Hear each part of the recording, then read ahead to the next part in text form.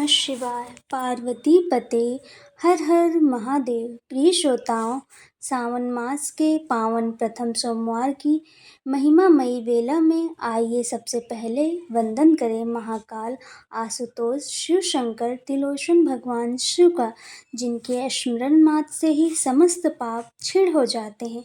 हे नीलकंठ त्रिपुंडारी प्रभु, हमारे हृदय में स्थान ग्रहण कीजिए और त्याग, समर्पण और श्रद्धा की भावना को जागृत कीजिए। जो भक्त सावन में भगवान शिव को समर्पित सोमवार व्रत रखकर इन मंगलमयी कथाओं का श्रवण करता है, उसे अखंड पुण्य, कर्म शुद्धि, संतान सुख और मरणोपरांत शिवलोक की प्राप्ति होती है। आप सभी से विनम्र निवेदन है कि कथा प्रेम और भक्ति सहित पूर्ण रूप से श्रवण करें। ओम नमः शिवाय का जाप करें और इस कथा को अन्य भक्तों तक भी पहुंचाएं। आइए भगवान शिव का ध्यान करें और कथा का शुभ आरंभ करते हैं। हर हर महादेव। ओम त्र्यंबकं यजामहे सुगंधिं पुष्टिवर्धनम् उर्वारुकमे वंदना मृत्युमोक्षेमामृतम्। हर हर महादेव। प्रिय श्रोताओ, आज हम सुनने जा रहे हैं सोमवार व्रत की संपूर्ण कथा। तो पौराणिक मान्यताओं के अनुसार अमरावती नगर में एक साहूकार रहता था। उसके घर में धन धान की कोई कमी नहीं थी। दूर दूर तक उसका नाम फैला हुआ था, पर वो सुख समृद्धि हर चीज़ से भरपूर था, लेकिन कोई संतान न होने के कारण वह बहुत ही दुखी रहता था। संतान प्राप्ति के लिए वह हर सोमवार व्रत रखता था और पूरी श्रद्धा के साथ शिव मंदिर जाकर भगवान शिव की और माता पार्वती जी की पूजा करता था। उसकी भक्ति को देखकर एक दिन माँ पार्वती प्रसन्न होकर भगवान शिव से साहूकार की मनोकामना को पूर्ण करने का निवेदन करने लगी। माता पार्वती जी के आग्रह पर भगवान शिव ने कहा कि हे पार्वती, इस संसार में हर प्राणी को उसके कर्मों का फल मिलता ही मिलता है और जिसके भाग में जो होता है उसे भोगना ही पड़ता है। लेकिन माता पार्वती जी ने साहूकार की भक्ति को देखकर उसकी मनोकामना पूर्ण करने की इच्छा को व्यक्त किया।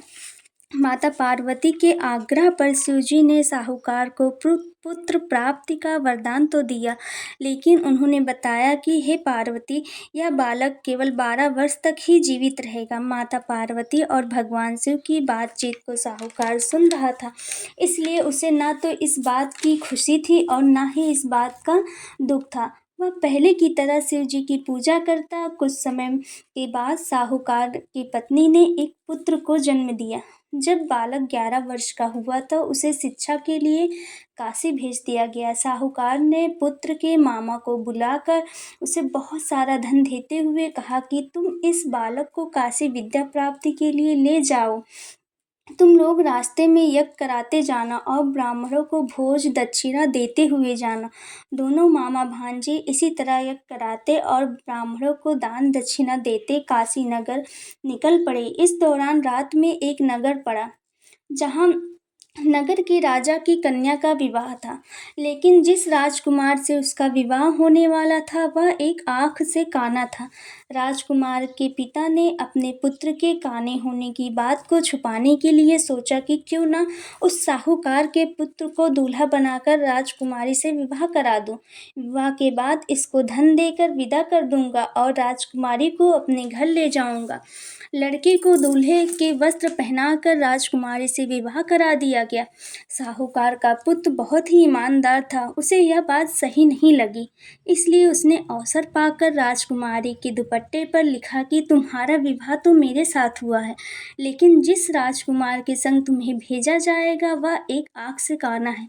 मैं काशी पढ़ने जा रहा हूँ। जब राजकुमारी ने चुन्नी पर लिखी बातें पढ़ी तो उसने अपने माता पिता को यह बात बतलाई।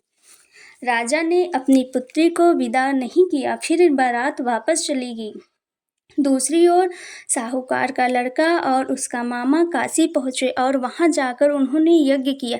जिस दिन लड़का 12 वर्ष का हुआ उसी दिन भी यज्ञ का आयोजन था। लड़के ने अपने मामा से कहा कि मेरी तबीयत कुछ ठीक नहीं है। मामा ने कहा कि तुम अंदर जाकर आराम कर लो।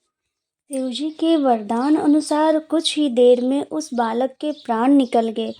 मृत भांजे को देखकर उसके मामा ने विलाप करना शुरू किया। संयोगवश उसी समय शिवजी और माता पार्वती उधर से जा रहे थे। माता पार्वती ने भोलेनाथ से कहा कि हे स्वामी, मुझे इसके रोने का स्वर सहन नहीं हो रहा है। आप इस व्यक्ति के कष्ट को अवश्य दूर करें। शिवजी जब मृत बालक के समीप गए तो वह बोले कि यह उसी साहूकार का पुत्र है जिसे मैंने 12 वर्ष की आयु का वरदान दिया था। अब इसकी आयु पूरी हो चुकी है। लेकिन मातृभाव से विभोर होकर माता पार्वती ने कहा कि हे महादेव, आप इस बालक को और आयु देने की कृपा करें, अन्यथा इसके वियोग में इसके माता पिता भी तड़प तड़प कर मर जाएंगे। माता पार्वती के पुनः आग्रह पर भगवान शिव ने उस लड़के को जीवित होने का वरदान दिया। शिव जी की कृपा से वह लड़का जीवित हो गया। शिक्षा पूरी करके लड़का मामा के साथ अपने नगर की ओर वापस चल दिया। दोनों चलते चलते उसी नगर में पहुंचे जहां उसका विवाह हुआ था। उस नगर में उस लड़के ने यज्ञ का आयोजन किया और आयोजन के समय उस लड़के के ससुर ने उसे पहचान लिया था और महल ले जाकर उसकी खातिरदारी की थी और अपनी पुत्री को विदा किया। इधर साहूकार और उसकी पत्नी भूखे प्यासे रहकर बेटे की प्रतीक्षा कर रहे थे। उन्होंने प्रण रखा था कि यदि उन्हें अपने बेटे की मृत्यु का समाचार मिला तो वह भी उसी समय प्राण त्याग देंगे, परंतु अपने बेटे के जीवित होने का समाचार पाकर वह बेहद प्रसन्न हुए। उसी रात भगवान शिव ने साहूकार के स्वप्न में आकर कहा कि हे श्रेष्ठी, मैंने तेरे सोमवार व्रत करने और व्रत कथा सुनने से प्रसन्न होकर तेरे पुत्र को लंबी आयु प्रदान की है। इसी प्रकार जो कोई सोमवार व्रत करता है या कथा सुनता है या और पढ़ता है, उसकी सभी दुख दूर होते हैं और सभी मनोकामना पूर्ण होती है। हर हर महादेव। आशा करते हैं आज की यह कथा आपको बहुत ही अच्छी लगी होगी। तो आज ये कथा ही समाप्त करते हैं। हर हर महादेव।